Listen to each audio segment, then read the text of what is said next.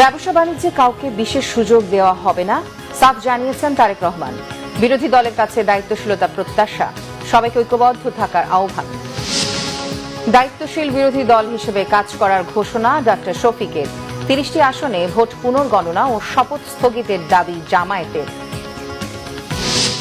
নতুন সরকারের অপেক্ষা, ইন্টারিমের বিদায় প্রস্তুতি।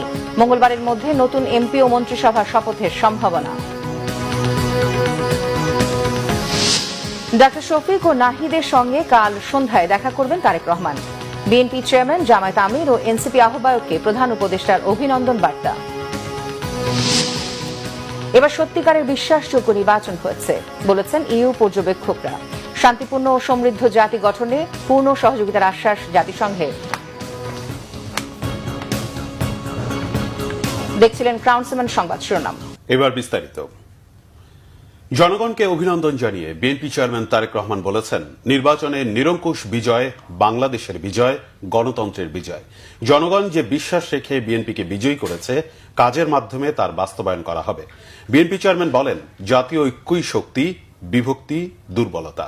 দেশের স্বার্থে সবাইকে ঐক্যবদ্ধ থাকতে হবে।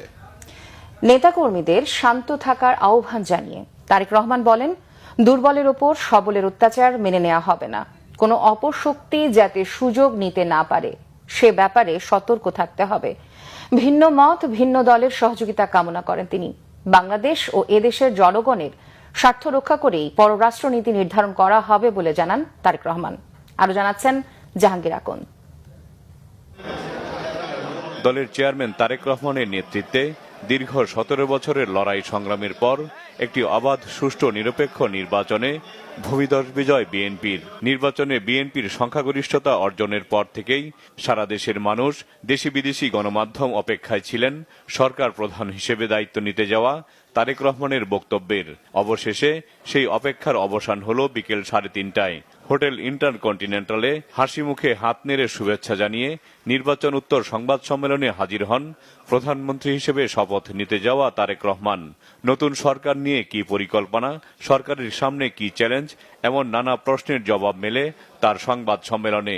বক্তব্যে মহান স্বাধীনতা যুদ্ধ ও জুলাই আন্দোলনের শহীদদের প্রতি গভীর শ্রদ্ধা জানিয়ে তারেক রহমান বলেন, এ বিজয় গণতন্ত্রের, এ বিজয় জনগণের।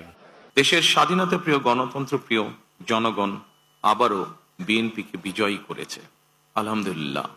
এ বিজয় বাংলাদেশের, এ বিজয় গণতন্ত্রের, এই বিজয় গণতন্ত্রকামী জনগণের। আজ থেকে আমরা সবাই স্বাধীন। সকল প্রতিবন্ধকতা মোকাবেলা করে আমরা দেশের